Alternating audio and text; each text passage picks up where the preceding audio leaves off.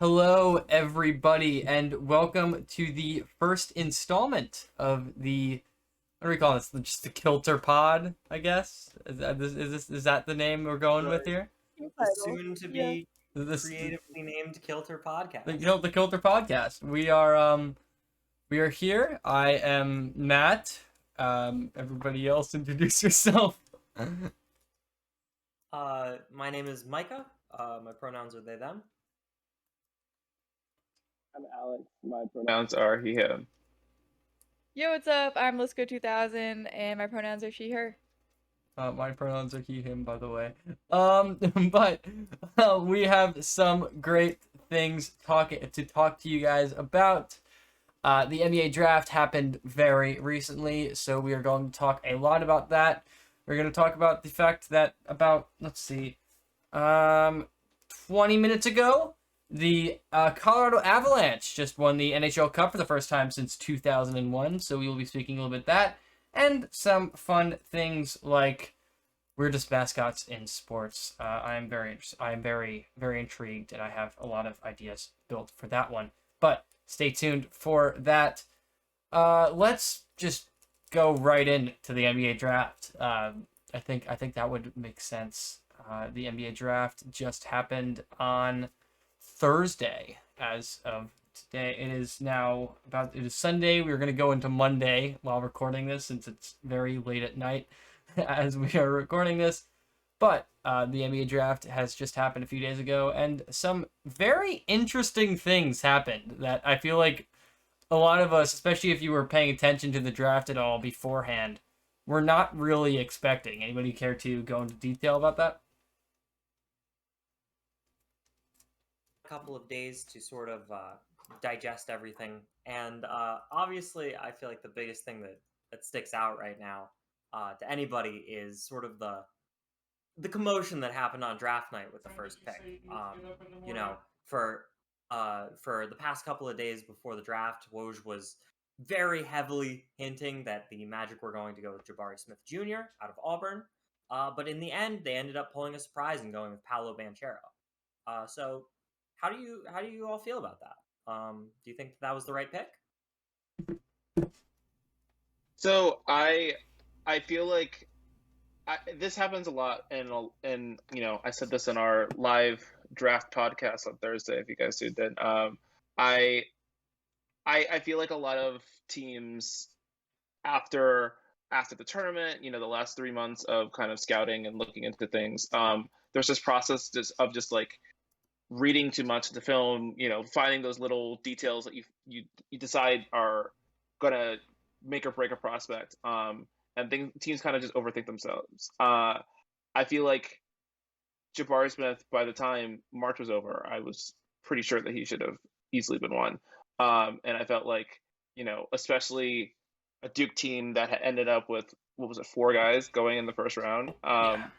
Like, that's a team that should have played so much better than they did over the course of the season. And I feel like, if you're the best player on that team, then you should have had way more success. And I feel like, that's, to me, was a thing in my head that was telling me, okay, if I'm ranking these 3 prospects that, I feel are pretty close, I still think that Paolo's third. And I felt like, as the Vegas odds were fluctuating and conflicting reports kept coming out, especially like really close to run up of the draft day, I felt like that mistake of taking Paolo first might happen. And I think he's going to be a great talent. I think, I'm sure the Magic will be pretty happy to have him, but I maybe just a mistake, maybe one from thinking too hard. But we'll see. I mean, I tend to agree. I had him. I am definitely lower on Paolo Banchero than most. I said that during our draft coverage as well. I had him firmly 4th on my board. I had Jaden Ivey ahead of him, but I'm probably going to end up regretting that later on. But I had him 4th on my draft board. I think that there were a few things that I didn't particularly love about Paolo Banchero's game, and I think I agree with you. I think it was more of like you have so much time to think about this that you end up just overthinking it completely when the pick was obviously there. I think it should have been Chet than Jabari Smith, but at the same time, I'm not really mad. I think Jabari Smith would also have been a good pick at number 1. I mean, I see, like, he's a good passer of the ball for his height. He's a good shot creator. His mid-range is very nice, but I mean, I would watch Paolo Banchero last year, and I there was nothing that I was that I thought was very special about his game. And I'm sorry, I don't think that you should be drafting a guy that, in my opinion, doesn't really have anything very special about his game at number 1. When I think there's something that's very special about Chet Holmgren's game, when there's something special about Jabari Smith's game, Jaden Ivey even. That's personally my opinion, and I think that the Magic were maybe going a little bit more for fit here, because I mean they already have some centers, right? They already have Wendell Moore, who I'm assuming is going to be there next year. I don't think Mo Bamba is going to be there next year, but they still have some decent pieces at center, some decent young pieces. They have their guard play basically set at this point. They have Cole Anthony, Jalen Suggs, Markelle Fultz as well. They're kind of set in their guard play, and as Franz Wagner, is it Franz? Which Wagner is it? I think it's Franz, right? Yeah. Yeah, it's I mean, Franz. I think they have both, but I think Yeah. Franz is Do they have both Wagners? Yeah. Franz You is you the can one tell that how has the- little I pay attention to Orlando Magic basketball. That is bad. I did not know that. That's actually funny. They have both Wagners. But Yeah. I mean, they don't have a power forward, so I guess that might be the reason why. But I mean, we saw with like DeAndre Ayton a few years ago, and DeAndre Ayton isn't a bad player by any means. He's a very good player, but I mean, you don't draft DeAndre Ayton over Luka Doncic or Trae Young, and it was about fit there. And I think sometimes with the number 1 pick, you don't really go fit. You go with best player available, and that's personally my thoughts. I feel like, and especially, looking at this Magic roster, you're talking about a team that's like, this isn't a good basketball team. Like, this isn't a team that is competing to win finals or, honestly, competing to make the playoffs. Like, Not this at is all. a team that is 2 years away. Maybe 2 years away from being 2 years away. I think 2 years away from being 2 years away at this point. So, kind of, I think I've changed my mind even since from Thursday. I really liked Chet Holmgren. I thought he was like a really good college player, but the kind that kind of worries me as how he might translate to the next level. I think that the Thunder getting to take him at 2 is super awesome, right? Like that's a player. I would say unicorn, but then I think of Kristaps, and then I don't really want to go there. But I think that the Thunder are getting a really, really, really great prospect, and that's a player that could be like, I know that you don't necessarily feel like he's a superstar potential, but I think that Chet Holmgren has superstar potential. I don't know. I think he does, but I was saying in our draft coverage, I don't think it's. I put him at the same tier in my eyes as Anthony Davis, and I know this might be a hot take, but I never thought, and I still never think that Anthony Davis was a superstar. I think he was a high level star, but I never thought he got to the point where he was at a superstar talent, as some people are saying. So people were saying he was like the greatest power forward at all time after that finals run. And I was like, no, what are you talking about? No, but but as Anthony Davis is very good, but he's not a superstar. I think Chet Holmgren's game basically makes it that he will never be a superstar, and I think big men at this point, unless your name is Nikola Jokic and you can play the point. Whereas Chet Holmgren has some ball handling abilities and abilities to take the ball up the court, but he's not a point guard by any means. Whereas like Jokic is really kind of like a point guard at this point. And if you watch him play, I unless you are a guard, I don't think you are going to be a superstar at this point. I want your views on that. I want your guys' views on that. I mean, I mean, I disagree on some levels, just because I feel like with a lot of I don't feel like I feel like the NBA is obviously trending towards positionless basketball, which I don't know how much you all buy that, but um I really feel like all three of the players in the top three have really great potential as sort of these guys who maybe they don't excel, maybe they don't really show like a true superstar talent right off the bat, but I feel like they all have the tools, and I've seen flashes of them of just like beauty in like almost every part of their game, like watching tape and everything. And I feel like it's not going to be about who's necessarily good now. I feel like it's going to be about, you know, who's like, this is kind of a cliche thing to say, but who is in the situation and who has the drive to sort of take their game to the next level and sort of not just find those skills that they can really excel at, but like fit in. Like, I hate to say it, but I feel like superstardom is as much about the team that you're on as it is about you. Yeah. Yeah. Like, people always like to say, "Oh, a superstar should win with any team," but like becoming a superstar. Look is at Kevin not Durant. it's not like a 1-day process. Yeah. There are, even LeBron had to go through his knocks. Oh yeah. With where his second best player was was Ilgauskas. Oh, Big gosh, Z. oh my God. Um, Drew Gooden. yeah. The YouTuber? I'm sorry, I make The that joke every time. YouTuber. Every time someone brings him up, I'm like, The "Oh, God, YouTuber. the roller with the head guy?" Yeah. Yeah. The guy who buys stuff on Amazon, buys weird Instagram ads and stuff. That guy. No, but I feel like the process of becoming a superstar, even for the best players, is so rooted in those first couple of years that I don't hate, like, a lot of people say talent over fit. And I do feel that, but I feel like it's talent over fit, but fit determines talent in a way.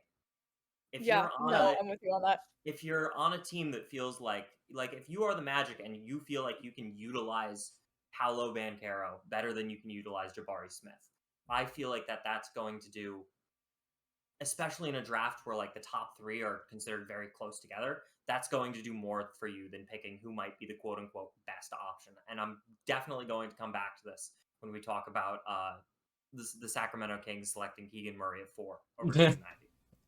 Yeah. We will chat about that. Fun fact about Drew: he is a big Orlando Magic fan. And Is he from Orlando? I wanted to say, like, I think the Magic will be fine with Paolo. I think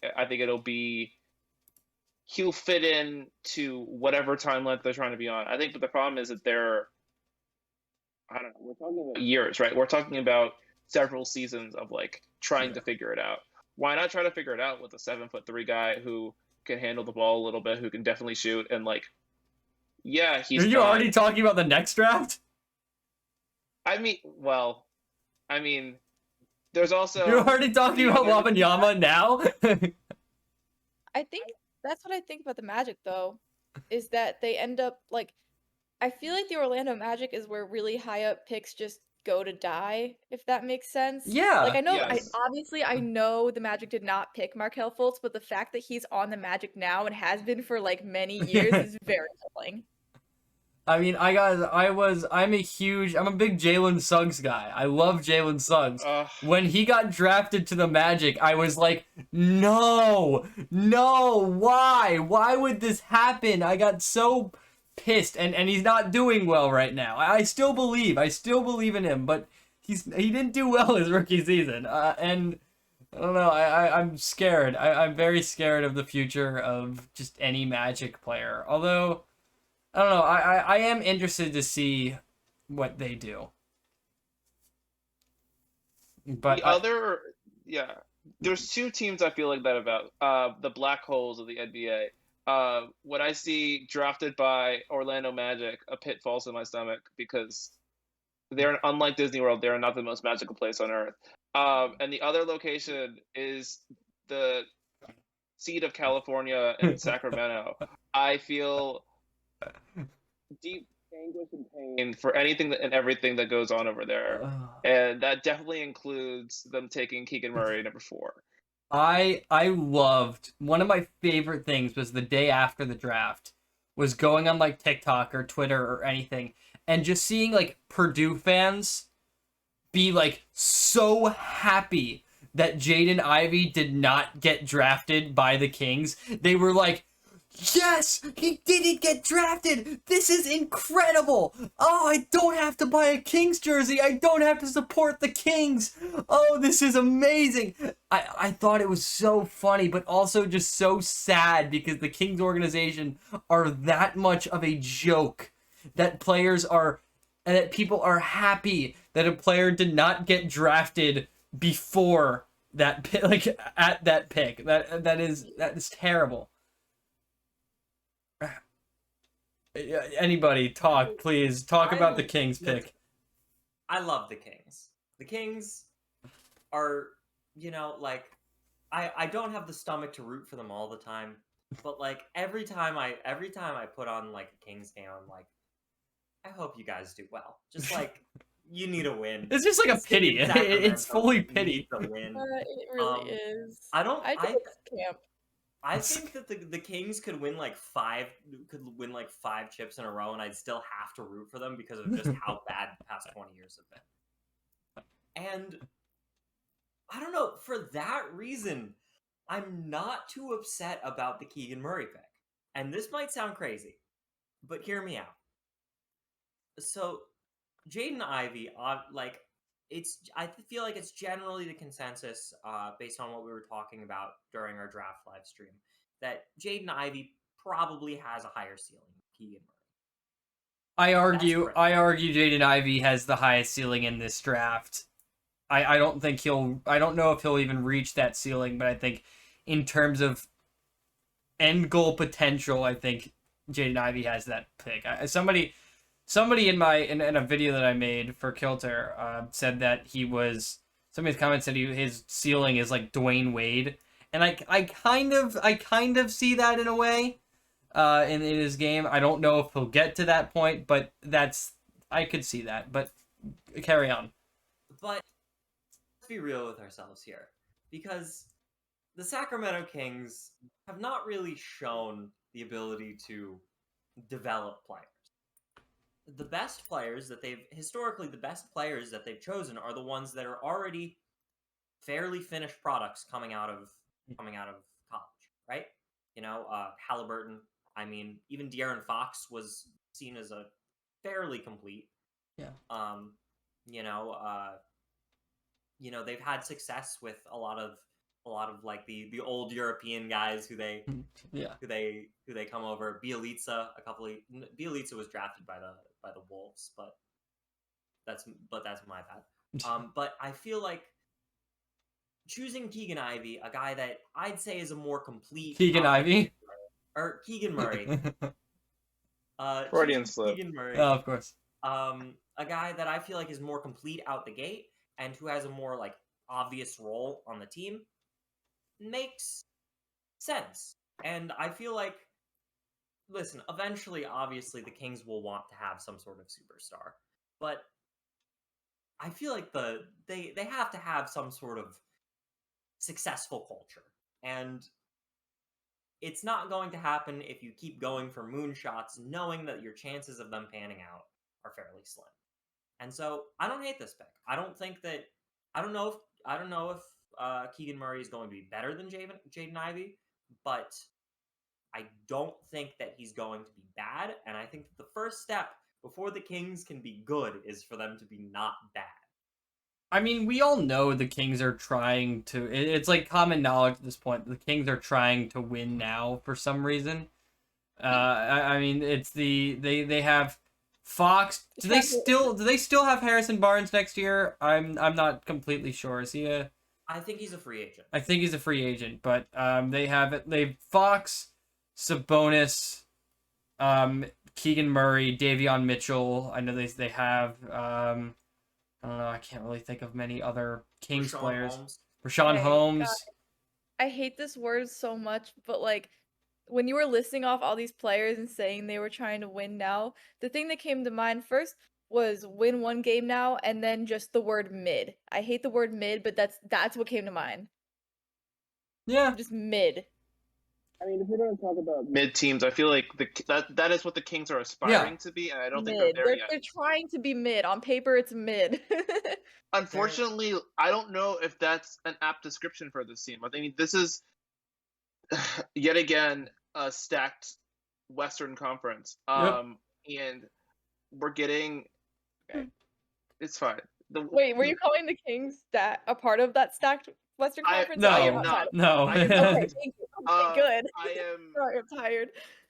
I am worried that there are like, the Blazers are trying to retool. They're gonna get Kevin Durant. You look at Twitter. They're gonna get Kevin Durant. They're gonna get Kevin Durant. They're gonna get. They have him in the jersey swap. Oh, yep, they have the jersey swap. If they have the jersey swap, that means they're gonna get the player. It's common knowledge. The Lakers have gotten every single superstar for the past 20 Same thing as the Knicks. Like, other than the Rockets, what team are you sure is going to be worse than the Kings next year? Magic. In the West. Oh, in the West. Oh, in the West. I think Oh. the Lakers are going to be worse. Yeah, I can see the Lakers. No, I don't think the obsessed Lakers are gonna be with how bad the Lakers are. I am Oh, it's obsessed so with funny. the downfall of the Lakers. It makes me laugh every single time I think I don't about know. it. I'm trying to think. Rockets.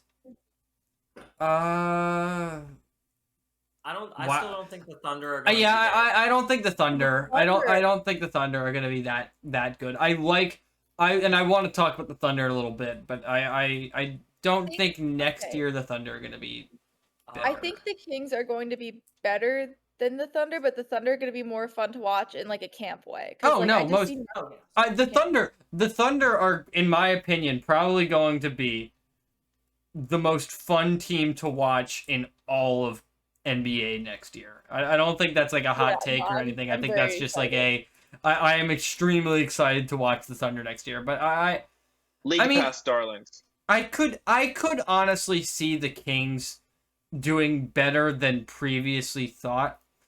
It's a matter of what they do in free agency. If Harrison Barnes is a free agent, and I cannot remember for the life of me if he is or not.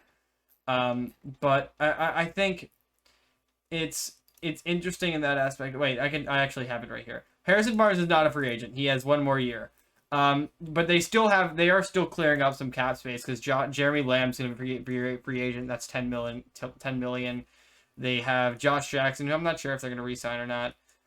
But they have some cap space, so it's going to be it's going to be people like if they buy in. Like, do they buy in on the fact that they're trying to win now? Can they get some decent players in free agency?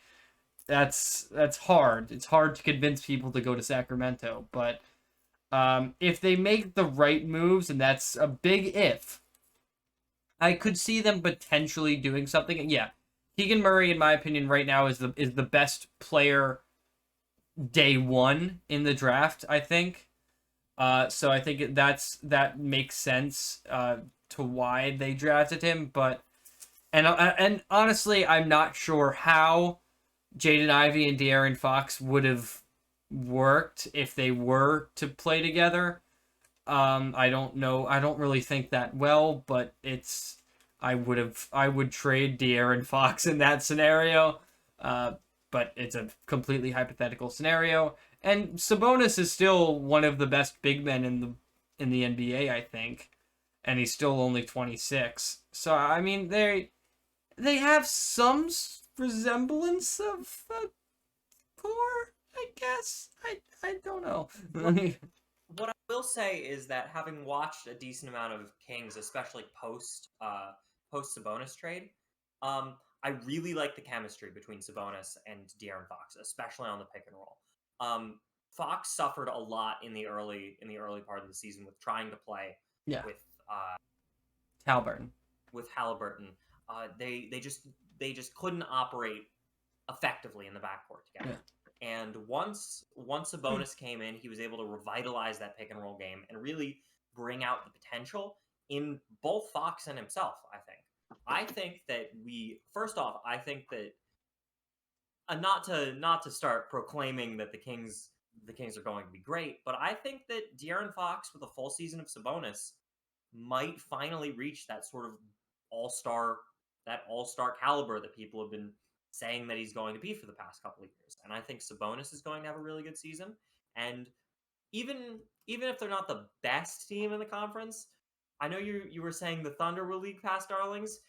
My hot take is that the Kings are going to be league pass darlings. No. Or maybe No. I'm just being suckered into another. You are. There is no way Pain. that the league pass darlings are the Sacramento Kings. I feel it in my bones. There is no way. I feel it in my bones. I feel like 40 wins. Like 40 a wins. like a solid like fun Wow. playing game. I don't Like a I don't really see it fun being playing fun. game. Okay. I just do not see the Kings being fun. I see them being like good-ish and boring. I Like, not, like, agree. good, I mid could and see. boring. I honestly see them making the play-in game, losing the play-in game, and Yeah. that's their season.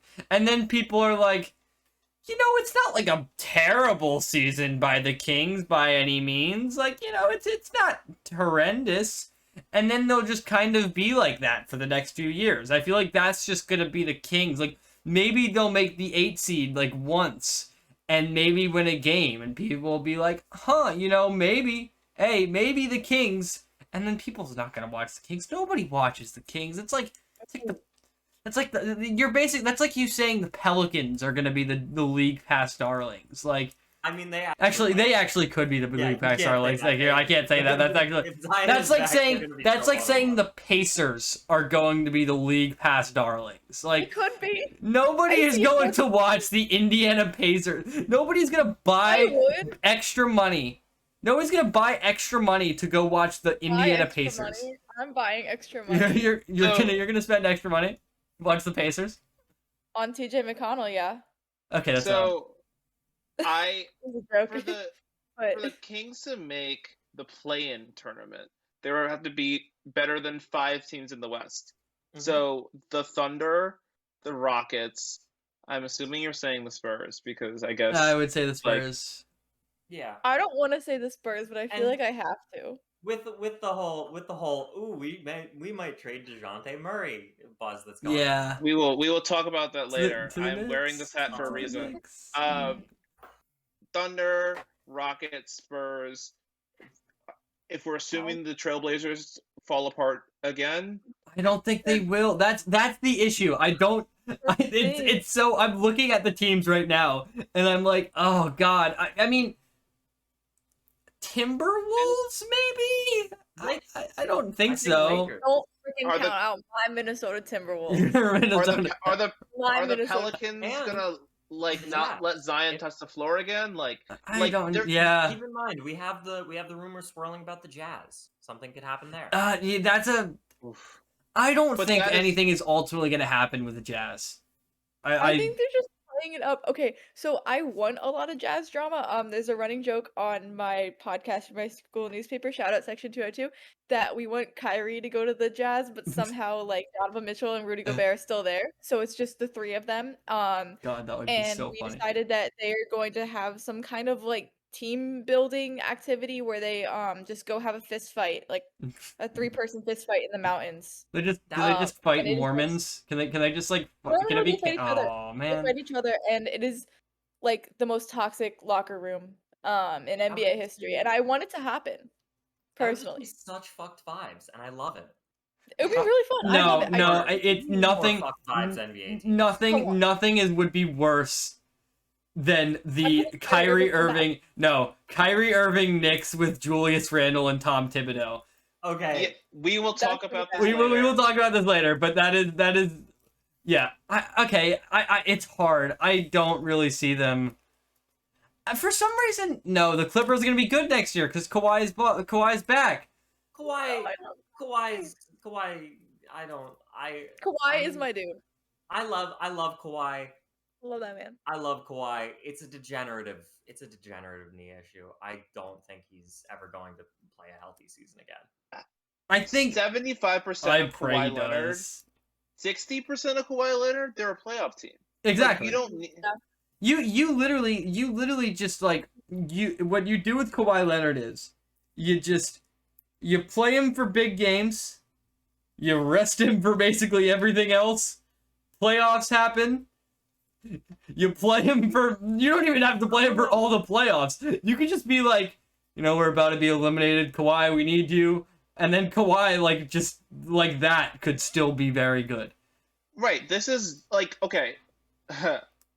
As someone who has played the Kawhi game as a fan for a very long time, I know that the Kawhi saga can sometimes be annoying, like, especially if it's, like, an injury, like, you never know. You play the rest game, and like at this point, sure, why not? You get them for the important ones, and you leave them out for the Rockets games, and then you make the play-in tournament, right? Like you really, truly only need to make it to the 10 seed, and then you're in the mix. A Kawhi, like, and you say Kawhi, you're playing 35 minutes today.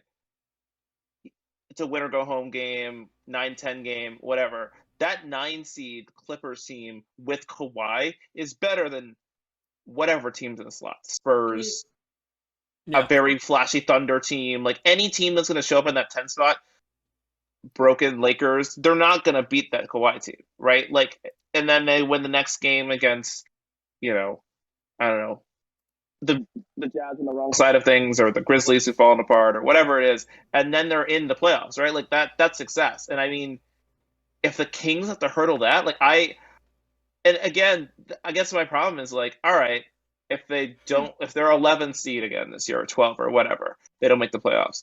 Harrison Barnes is gone. Are you gonna re-sign him to another 3 years? Like, no. Like, are you actually into the Kings? So maybe.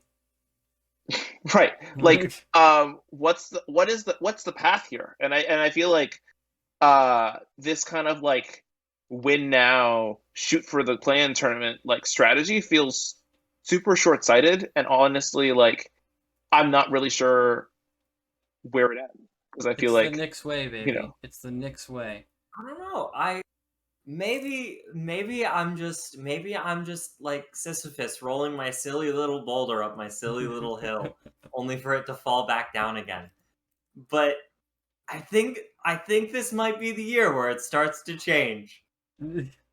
If we're still doing this podcast in 3 years, you're going to be able to see each of the 3 years me say, I think this is the year. This is it. Kings finally put it together. This is the year. But I don't know. This is the year the Kings are like decent. Like okay. I can't help. I can't help it. I can't help but dream. Yeah. I don't know. Let's move on. I want to talk about some sleeper lottery picks, or not even sleeper lottery picks, just sleeper draft picks in general. What do you guys think? Please don't say the player that I want to talk about, and I hope you guys know who I want to talk about. But why don't you talk about I'll talk about who I want to talk about first, because I'm very excited to talk about this one player, and I'm very excited to talk about his other counterpart as well. I know who we're talking about. Okay. Yeah, you know what I'm talking about now. The Oklahoma City Thunder drafted at the 12th pick Jalen Williams out of Santa Clara. They also drafted what was that pick? Was it the 34th pick? They also drafted Jalen Williams out of Arkansas. I like the photo. What? They oh did my the god, Spider-Man I love the photo. thing. They did the Spider-Man thing. Everything's great. Their marketing for this is absolutely perfect. It's social media manager heaven right there for the Suns social media team drafting both Jalen Williams.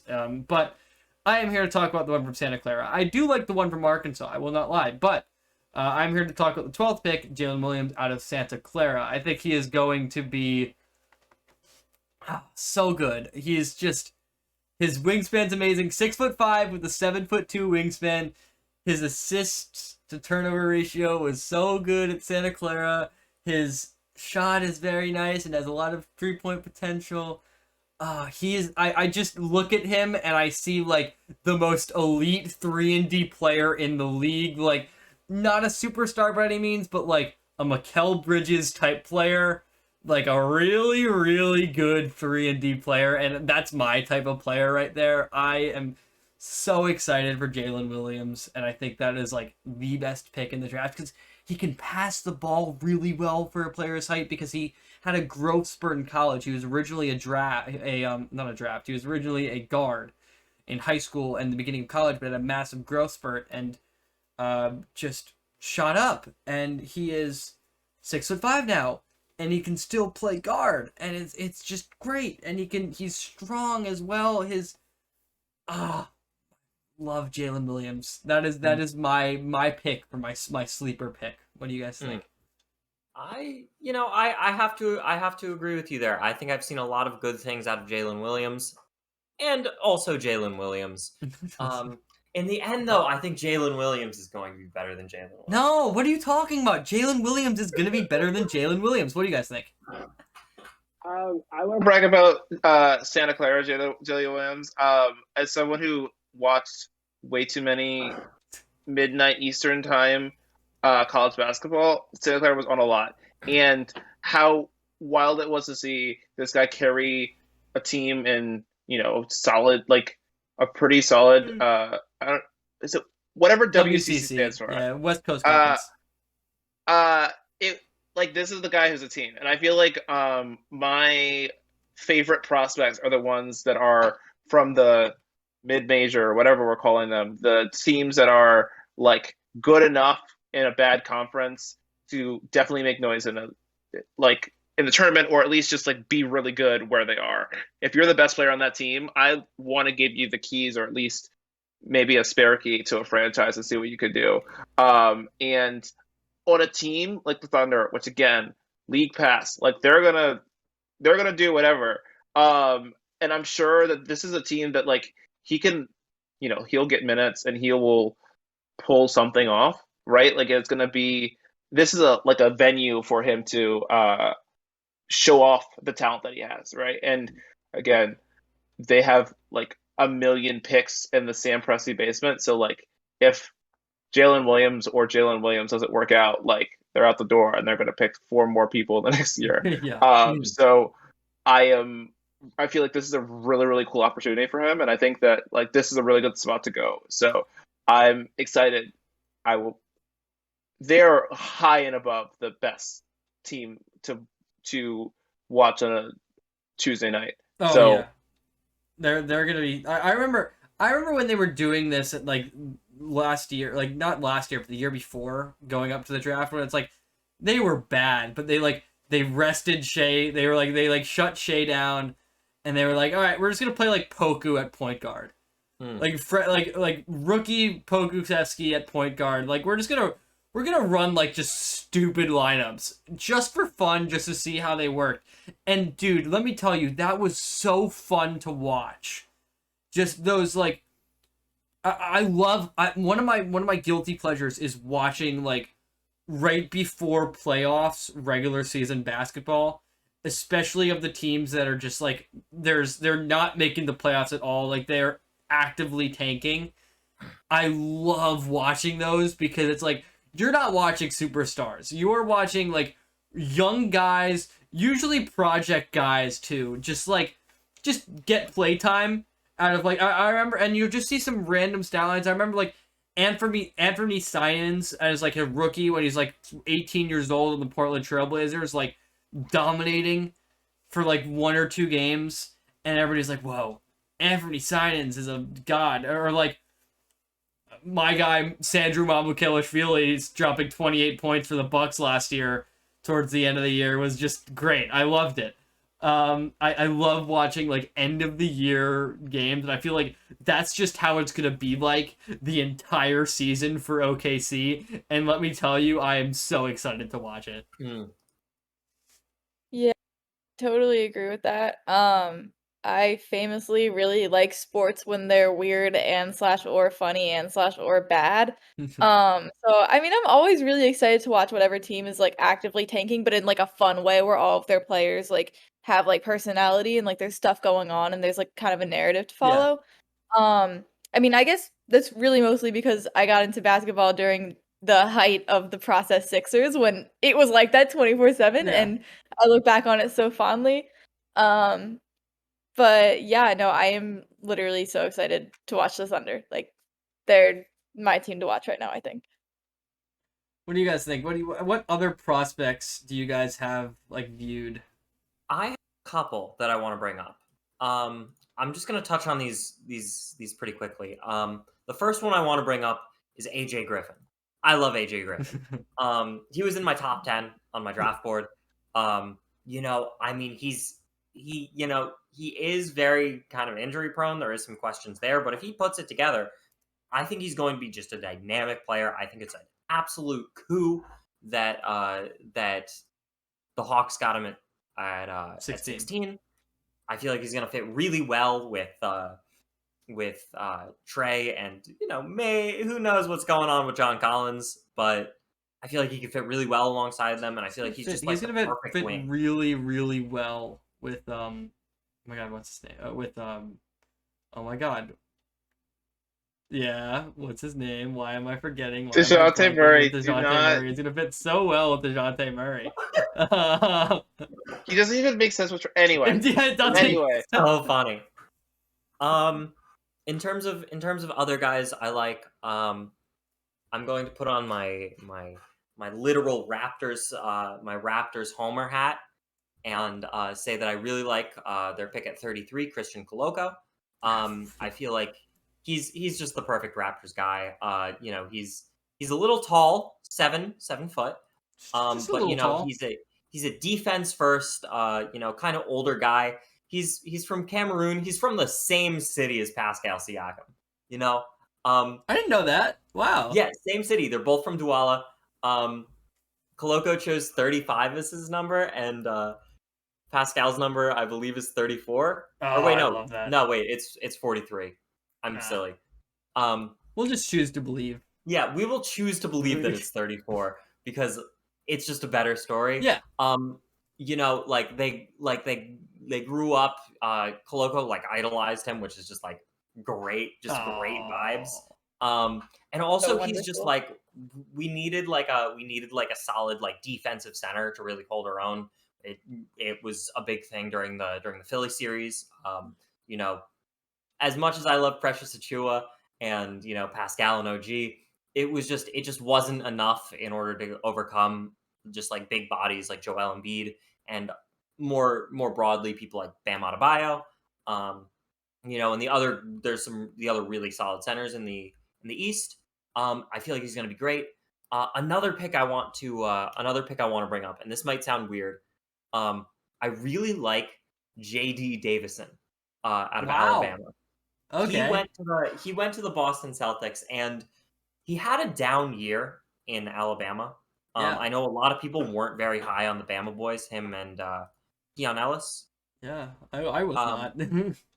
But I feel like, and I fall into this trap sometimes. But I feel like I feel like I can kind of attribute that Alabama season to just like outside, not really gelling, and I still feel like I saw flashes of just like a really fun player. I feel like it might be a long shot, as it usually is with those late second round guys, but he's in Boston, which is notably a pretty good place for player development. And I feel like out of everybody from that kind of like late second round range, I feel like he has the best chance to really explode and become like a really solid player. Yeah, I would agree. I think I was surprised that EJ Liddell fell to 41. I had him at like 20th on my board, and he fell to like 41. But that's another one. But Alex and Lyle, what do you guys think? Leo, what do you guys think? I'm tired. I'm tired. Do you want to? I want to talk about Jalen Duren real quick. He is on the Detroit Pistons for reasons that we will discuss later at length. Wait, I thought it was a New York Knick. I really like what the Pistons did, kind of leading up to the draft and in the draft as well. Not only did they get Duran, obviously they got Jaden Ivey. This is a team that I really think that has pieces to make to they can do what the Kings want to do in the West, actually in the East. I really think that I could definitely see them sneaking it as a 10. Go on a crazy month run, and maybe they're an 8 or something. I think that the East is kind of a little bit of Swiss cheese where you can kind of sneak in through those holes. I feel like the center spot was something that they're definitely lacking, which is why they were at least trying to clear space for trying to steal DeAndre Ayton from the Suns. I think they probably could still do that if they really, really wanted to. They still have the cap space, but I don't think. I just saw a report they're probably not going to do that. I don't think they are. I mean, if I were the Pistons, I would kick the tires at least to see what happened. He's a restricted free agent. The worst thing is you make Robert Sarver pay more money than he wants to. But I think that Durant is a great guy to have as your center, either starting or backup. He was a great offensive rebounder and one of those key cogs on a team that if you're trying to do the hey, let's compete, let's steal games, against teams who think we're walking over, and then now we're a legit team in the East.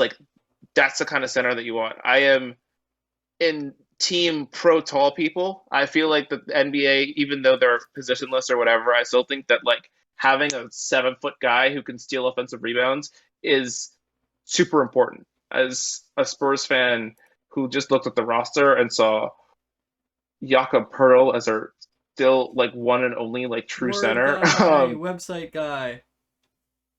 I think that having actual height and ability to score rebounds is super important still in the league. I don't think you could just small ball your way to an NBA Finals. So I think that there's kind of a necessity to be able to be tall, especially if you're playing the Embiids of the world, the Jokic's of the world. You're going to actually need height to at least bang a little bit in the paint and help facilitate pick and rolls and that kind of stuff. And I think that Duran flashed that at Memphis. I think he's a little raw, but I think he will definitely do that, or at least get to grow to that in a team that's going to try to contend in Detroit. I personally like Mark Williams a little bit more, but I kind of both have them the same kind of tier of very solid centers. I think almost all of the centers in this draft are very in that kind of range. After the top 10, the centers were very much solid. I think Koloko, Walker Kessler out of Auburn, Jalen Duren, Mark Williams, they're all very solid, and I think they're very safe picks in the way where I think they'll all be in the NBA for a while, because I don't think there's anything necessarily wrong with their game. They're not going to be superstars by any chance, but they're going to be very solid contributors to most teams. And that's why I like that. But speaking of Jalen Duren, we were talking about that for a second. He was a Knick for about 2 seconds there, I think. I still don't understand. Jalen Duren is kind of it's kind of like Schrodinger's box. If you don't check, Jalen Duren is actually on every single NBA team. So good. As soon as you open the box and figure out where he is, it's set. But as long as we don't open that box, he could be anywhere. I'll just choose to believe that he's a New York Knick, and the Knicks we did not trade everything for nothing, basically. Please, someone. It's just vibes. I'm trying to find the statement that the Knicks had. Oh, I just found it. The statement the Knicks had to do about what they did. That's so. Did they put out a statement? Yep, they put literally the New York Knicks Twitter account. I haven't heard this. The Knicks tweet. Read it. Okay. So this is from the Knicks president Leon Rose. Last night, we made 3 trades involving draft picks, which resulted in increased financial flexibility and additional draft capital moving forward. We now have a total of 22 picks, 11 in the first round and 11 in the second round over the next 7 years. We have the ability to be active in free agency as well as in the trade market. Our focus will remain to be strategic and thoughtful in our team building, doing it the right way while feeding off momentum from the end of last season and prioritizing our player development program. Thank you to Knicks fans for your continued support. You see this jersey? You see this jersey right here? Yeah. Let's talk winners and losers of the draft. So I mean, we talked a I bit. think we're the losers. I think we all lose. I think We Matt talked is the about- sole loser of the draft. About how excited we are about the Thunder, about the Pistons. Let's talk about the New York Knicks. I love the Knicks. You know? Our I draft hate the coverage Knicks. was quickly derailed in halfway through the first round when the Knicks made a series of trades. None of which made sense. For the first time in like what seems like a decade, Woj did not have all of the information immediately, or in most cases, 5 minutes before things are supposed to happen. So we spent at least an hour trying to figure out what on God's green earth the New York Knicks had done. We just see okay, there's a trade, right? They traded. Okay, so these are my thoughts, right? Our draft picks comes up at 11. We're like, okay, we draft Ousmane Dieng. I'm not like mad about that pick. That's a fine pick, but that's whatever. And then I hear that pick has been traded to the Thunder, and now I'm thinking, at that moment, I'm thinking, oh, okay, the Thunder had the 12th pick. I guess they really liked Dieng, and like they just have so much draft capital that they just traded 12 plus like a few other picks to get Dieng, which is what, like maybe a bit of an overpay, but if you're really high in that guy and you already have so many picks, that makes sense. I'm not mad about that. We'll draft at 12. Then I learned, oh yeah, by the way, we don't have the 12th pick either. We just traded for first round picks, and I'm like, okay. And then I hear, oh yeah, we're trading Kemba Walker. And it's like, okay, who are we getting? You're getting nobody. Oh, and also you're trading 4 second-round picks as well in this. And I still don't get it. You know, I think about this a lot. You know, I got into sports and specifically basketball towards the end of my time in high school, and you know, like part of me goes like, oh man, I wish I was into sports when I was younger. You know, I would have like a deeper connection to the game and everything. Then I think about the fact I grew up in sort of the New York area. There was a very high probability of me being a Knicks fan.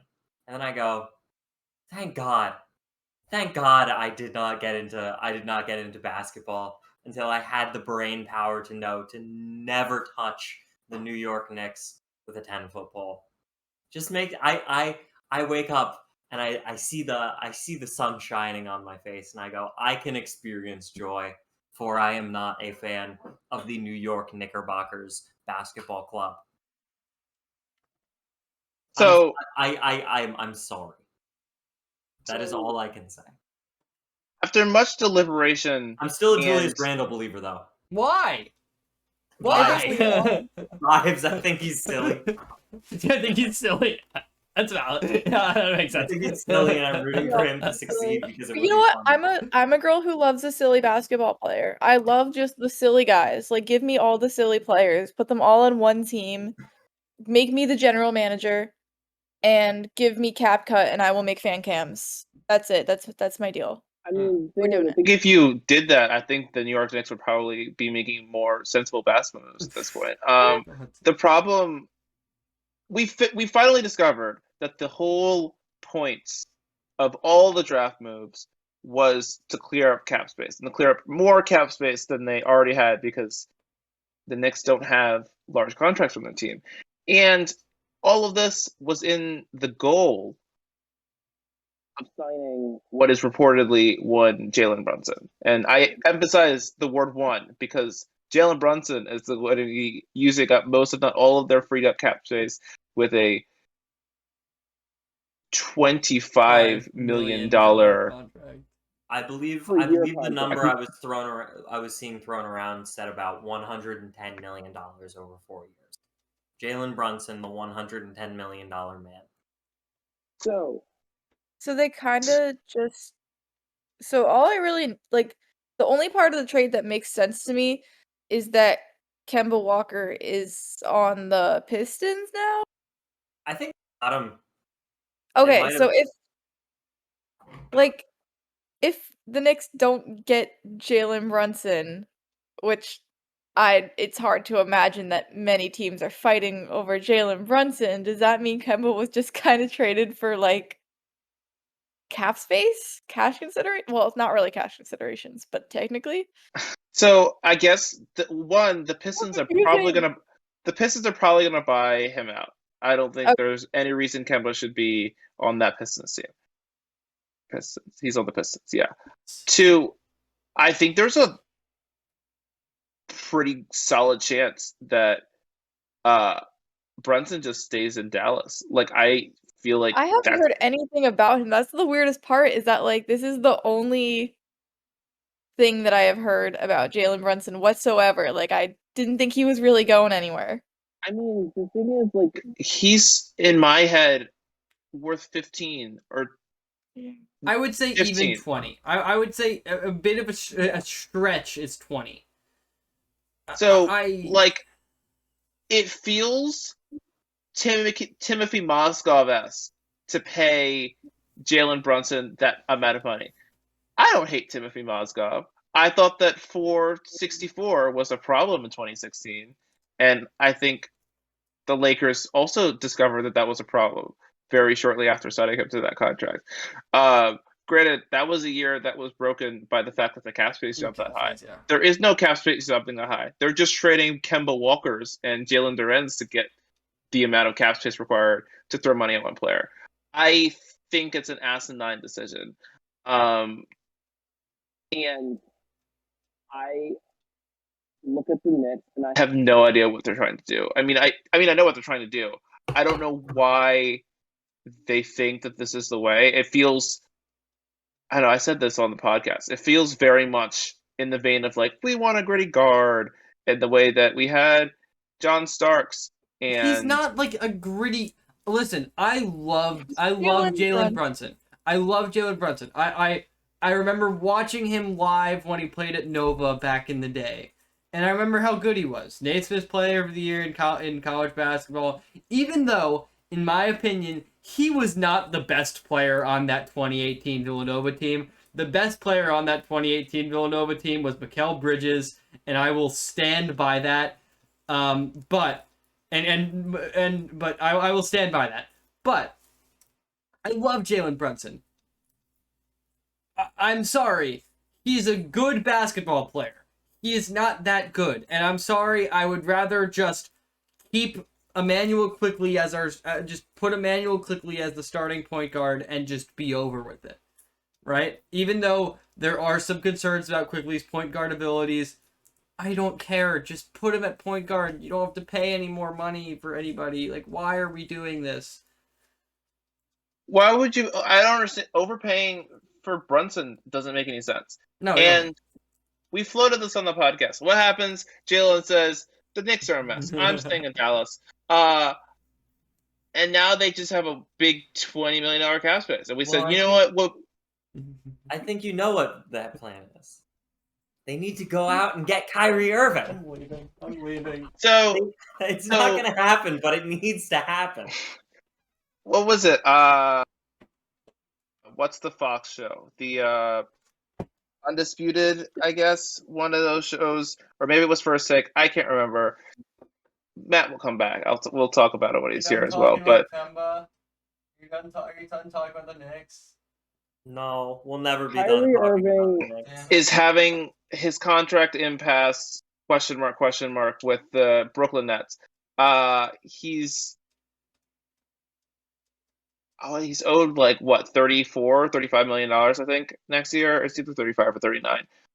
Which he might decline and decide to go into free agency. I don't think that Kyrie understands that like he's not as popular as he probably once was. And if you were to make the list of teams that are like, yeah, I'll pay him market value,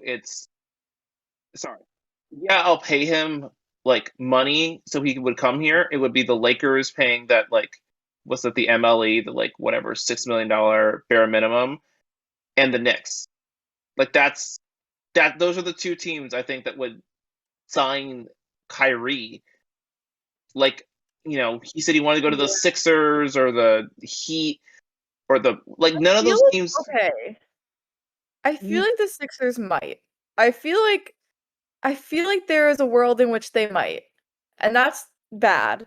And I don't like it. And I don't want it. And I will get burned at the stake for anything I say about the Sixers, but Kyrie being on the Sixers is what the son would do in the Adam Sandler movie. The guy who was bad at running the Sixers. Funny. It was. But oh my god, I feel like the Sixers are in this weird like win now limbo where they're just trying like a million different things, and like James Harden is here. How silly would it be if James Harden? James Harden. Speaking of James Harden, sorry for interrupting, but just like the idea. You're not interrupting. James Harden leaving Brooklyn to get away from Kyrie Irving, only for them to trade for Kyrie Irving again. So, like, but my thing is, like, this is like we're talking about Kyrie, who was great on the basketball court when he's on the basketball court, right? Yeah. The vaccine mandate thing, I don't think will like be a problem, like that he will miss games for next year. He also I personally, and he's also he forced his way somewhat off of Cleveland. He burned every single bridge that there is in Boston, and now he's soured his relationship with the Nets. Like, I don't know why, if I'm a probably a championship contender, I would invite what, at least at this point, seems like a bunch of chaos on your team. The only situation that, again, makes sense to me that's not the $6 million Lakers offer, which feels fake, honestly, is, he's from New Jersey. That's NG Transit right up to New York. So, it makes too much sense, and I hate it, and so I feel like it's gonna happen. Wait, I just thought of another idea, but let's go 2000. Yeah, I mean, okay, my brain really hurts because it's almost 1 a.m, but I feel like Kyrie going to the Knicks is kind of like when Kemba went to the Knicks and like he was good and then just went to the Knicks to kind of die. I don't know if Kemba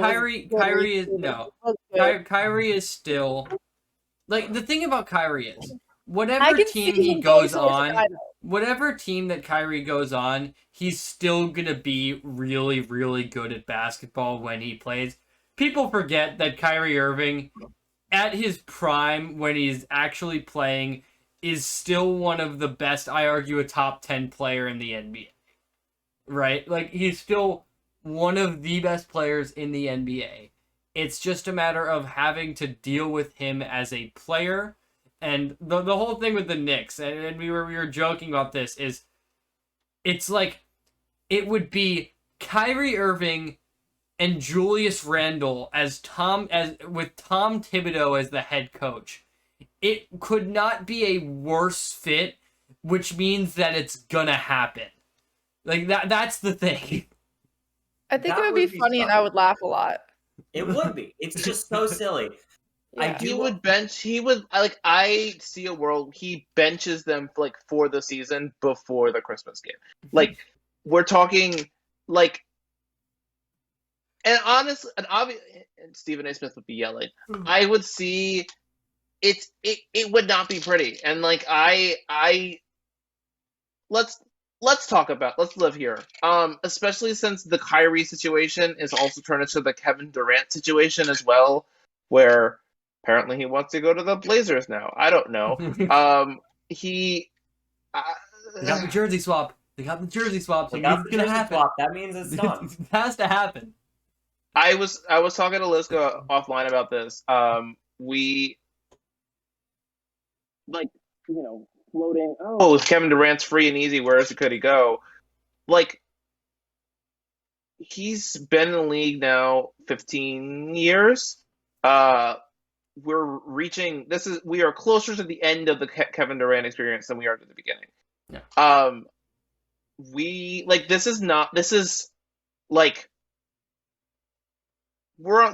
are the last few dances. Maybe it's not the last dance, but this is like the end for this.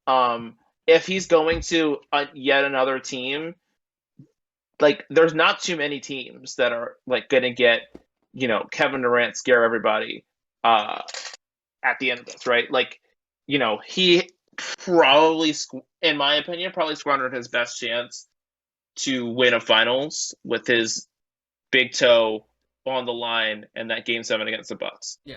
I don't think I honestly don't really see a world where he gets that far unless he like teams up with LeBron or something absolutely insane like that. My biggest thought. Okay. Sorry, you go.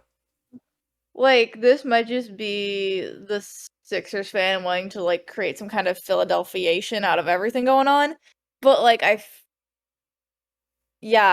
people are saying, like, I know Sixers fans are saying that they want to just trade everything for Kevin Durant, and I'm like, no, because just like what you were saying, Alex, because we were literally having this conversation, like, this dude is getting old, and I feel like whenever somebody who's kind of old comes into Philadelphia, it turns into Al Horford, which where you sign a player who's good, and then they're old and bad, and then they leave and they're good again. So I don't know. I'm really tired, but I have a bit of a thought. I feel like that's where it's gonna go. I also have a thought. I talked to my friend about this. My friend is a big Suns fan. He's a huge Chris Paul fan. And my thought process here, and it would not involve Dario getting traded probably, but my thought here is you have the whole Ayton contract scenario that's going on right now. You still have some other contracts here.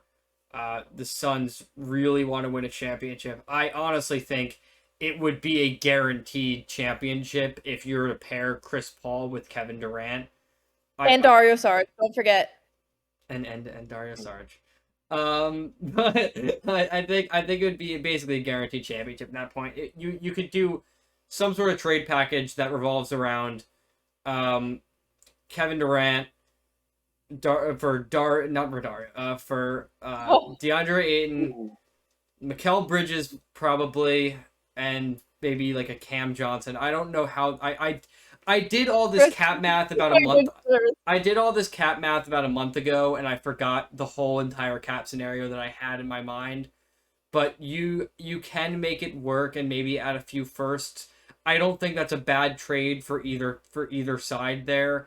And the Suns want to win a championship, and I think that's really the way you can win a championship. I've seen minimal people talking about that, but I feel like it could be something that I would see potentially happening. And I think, like, at this point, the Nets, like, the front office and I guess the role players, like, they would want to be a team again after all of that. Like, I feel like the Nets just kind of weren't a team. Does that make sense? Like, they just kind of... Oh, 100%. I loved there. League Pass Nets were so much fun. And they traded all of them for... Yeah. They traded all of it for James Harden, which is so crazy to think about, but like I have so many James Harden thoughts. He's like we will get to your James Harden thoughts another time because we don't have that much time left. Yeah. But I do want. First thing I want to do, I want to put back on my Raptors homer hat for a second. wow. Kevin Durant's favorite team growing up was the Toronto Raptors. Was it actually? It was. Real. All I'm For saying, him.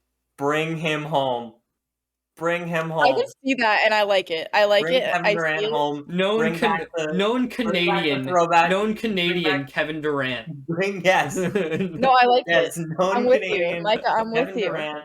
Bring back like the funky white throwback jerseys from a Oh. couple seasons ago. Oh, wait a second. Where's my? I love Do it. I have? Do I have my? Let's see if I have my Raptors. I think Vince Carter should come back on a 10-day.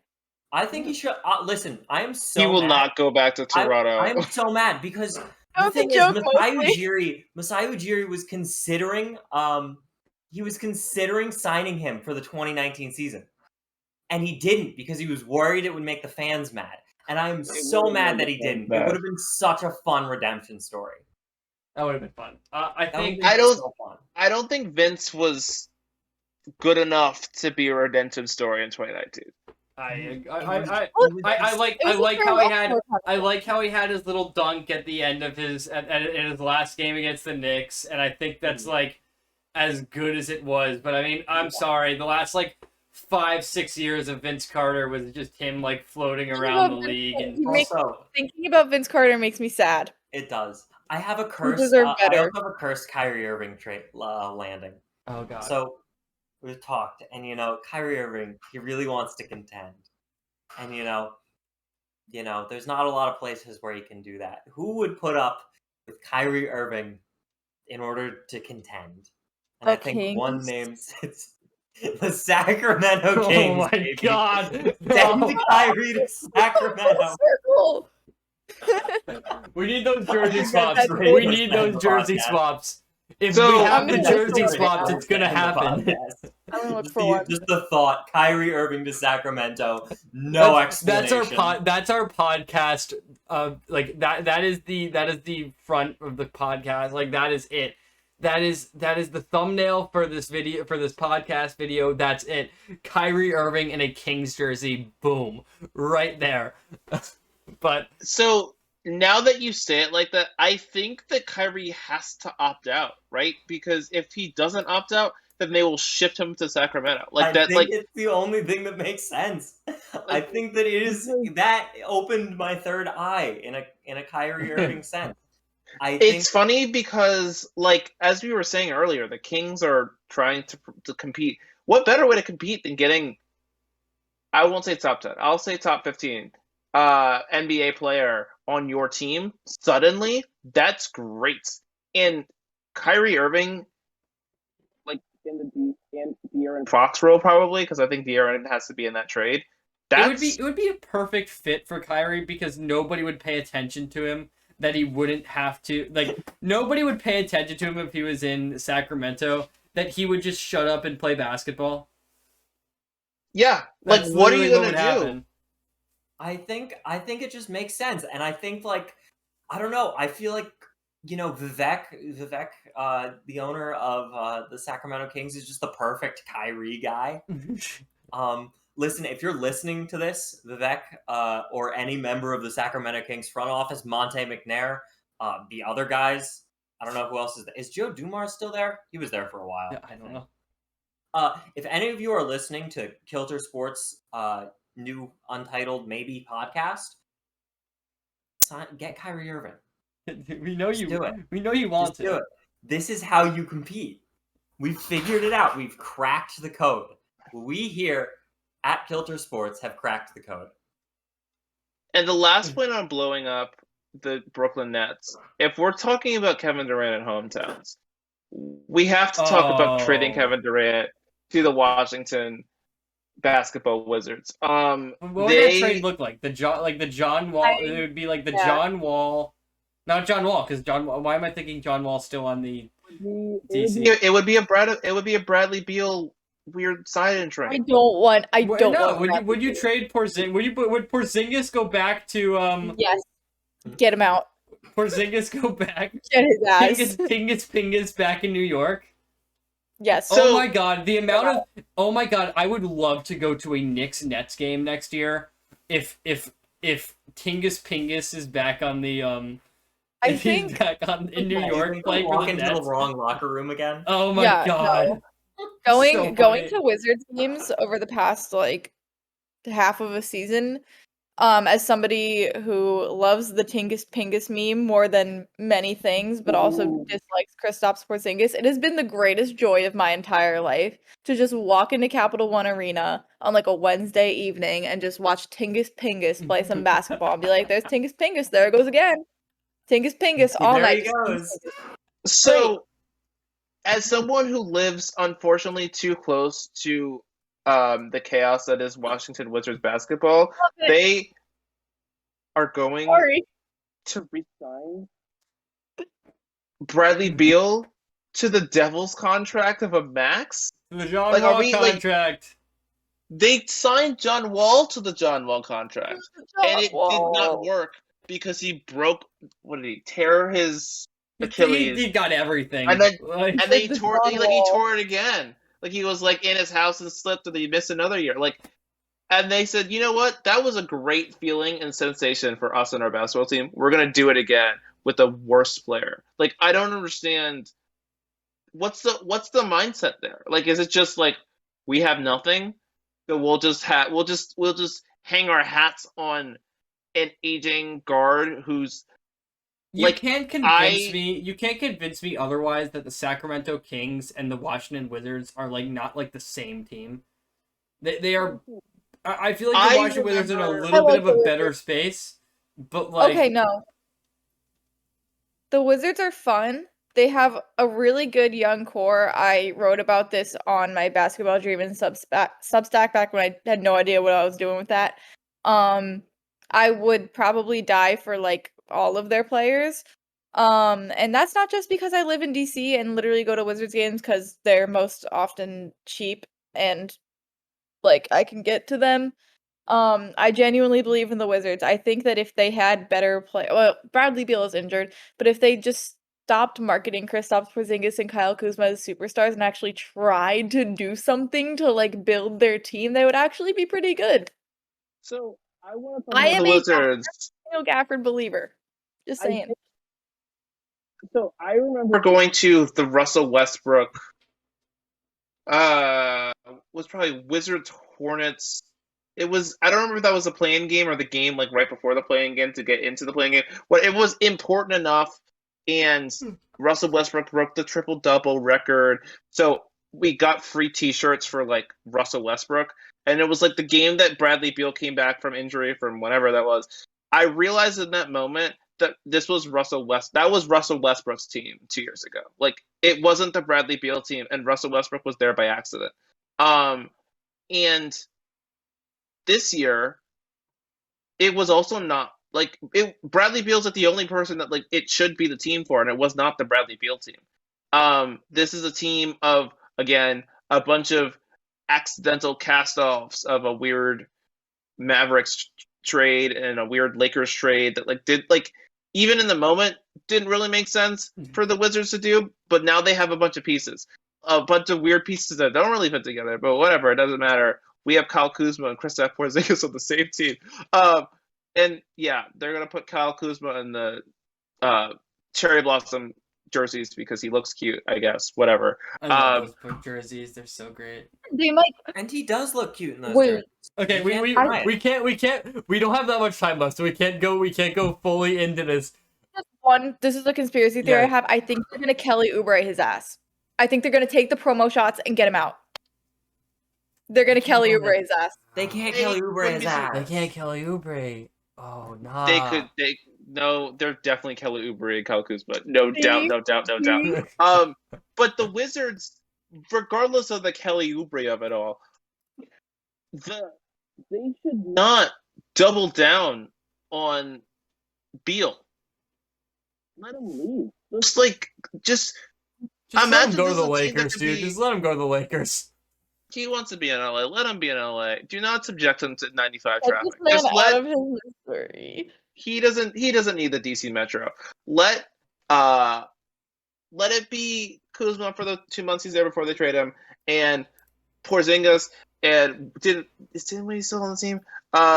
And like Rui Hachimura and all the people who are fun about the Wizards, and Rui, I love let Rui. them be young and interesting, and like make mistakes and do whatever. And Johnny Davis. And Johnny Davis, Mr. Taco Bell himself. And let them be young and fun and do what bad East teams do and make noise and land at the 11. On the Wizards. I just remembered that. I'm so sorry. KCP. Oh, wow. Let the Wizards be stupid and dumb and fun. Why should you give somebody $250 million to? That sounds like a bad like movie about just like teen adolescence. that is what the Washington Wizards are. And I love it. I'm a believer. The max is like $250 million that they're going to give to Bradley Beal. And you know what? And what about it? For him. Good for him. Get that back. I cannot hate. I think if the NBA was fair, everybody would get $250 million. I think if the NBA was fair, I would get $250,000. I think if the NBA was fair, that's just your. And you know what? And you know salary what?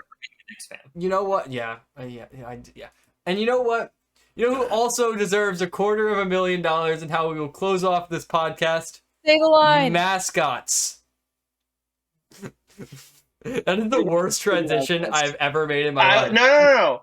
We said we're going to talk about weird mascots. We're going to talk about weird mascots. This is how we close out the podcast. We need one weird mascot from each of you. Somebody go first. Gee whiz of the Wizards, the Washington Wizards. Gee whiz. I love Gee whiz more than I love myself. He is nothing, but also everything. He looks like the Philly Fanatics kind of screwed up cousin. I love him.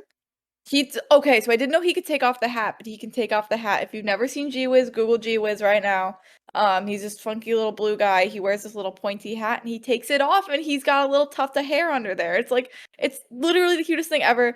I high-fived him once, and he didn't want to high-five me because it was versus the Sixers, and I was wearing a Joel Embiid jersey, but I begged him to high-five me, and he did.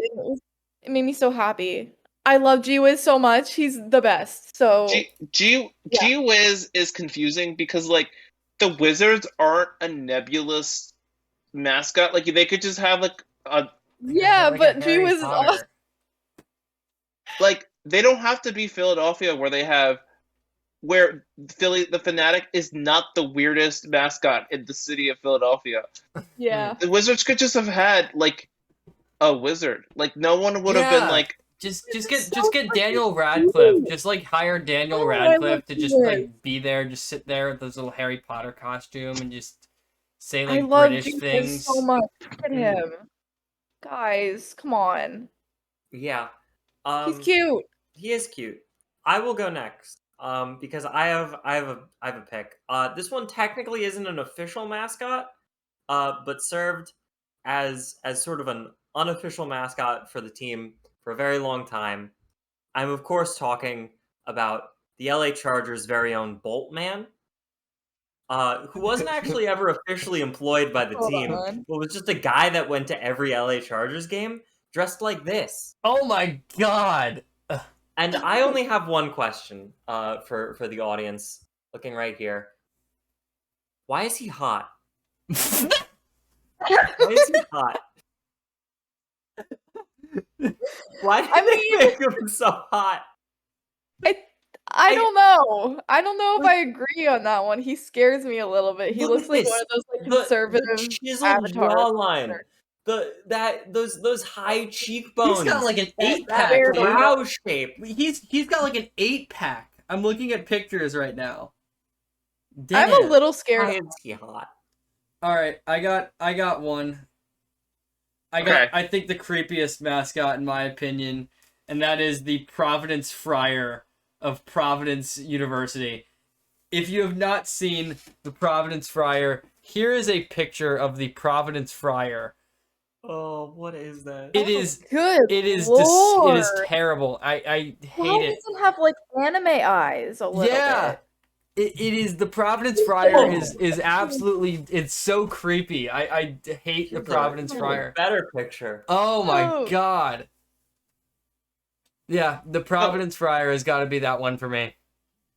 So in college football, the mascots that run the sidelines, there's so many great ones. I'm personally partial to the UAB Blazer just because it's a dragon, and the state of Alabama made them delete their football team for no good reason. Yeah. The No, Stanford reinstated Cardinal it, though, is For UAB. is Did a they reinstating it? Or are they not? I don't know. sorry. Nothing. They're back. Yeah, they got- yeah, and that's what I they're gonna be in the American, I think. Nice, And their good for coach is retired. Good for come back. We stand. Good for them. The Stanford Cardinal is a terrifying tree face thing that should never exist. But the winner I'm going to choose tonight is the Western Kentucky University Hilltopper. This is known as Big Red. It is.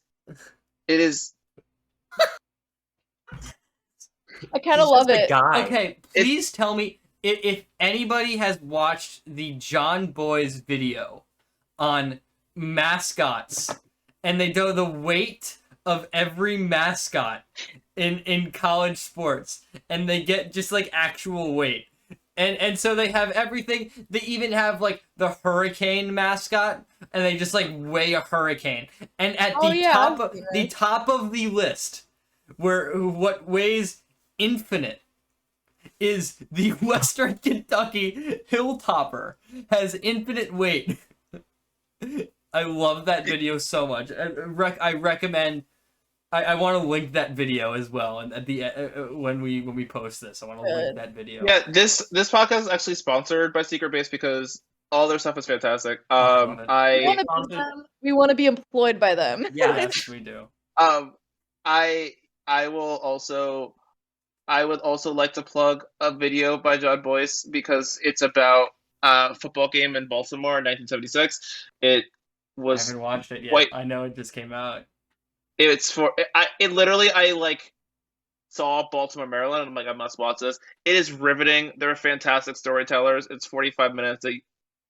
It's fantastic. Put it on. Well, I'll link it as well. Yeah, Big Red is creepy. Do we want to? I think we can call it here. I think we can call it.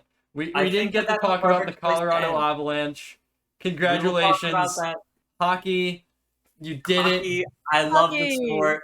I watched a lot of hockey. I watched a lot of hockey I during the love the playoffs. Ottawa Senators. I got my What a team. That's I a got my team little- with good vibes. my little Artemi Panarin jersey from the Rangers. This jersey is so big on me. It's not even funny. But I love the Rangers. Let's go Rangers. They had a great run. They have a great young core. It's But a sport. it is a sport, and I do like it. The Colorado Avalanche finally a team not named the Tampa Bay Lightning has won the Stanley Cup. Yes. But yes, Shout out to you. We'll do I guess we can do a hockey specific pod later. maybe. That'd be But nice. yeah, I think that this is a good place to call it. Thank you to the viewer for tuning in and listening to us ramble. And I really hope I think I speak for all of us when I say I really hope that you enjoyed this. And we will see you back next time. Let's go So Knicks. goodbye.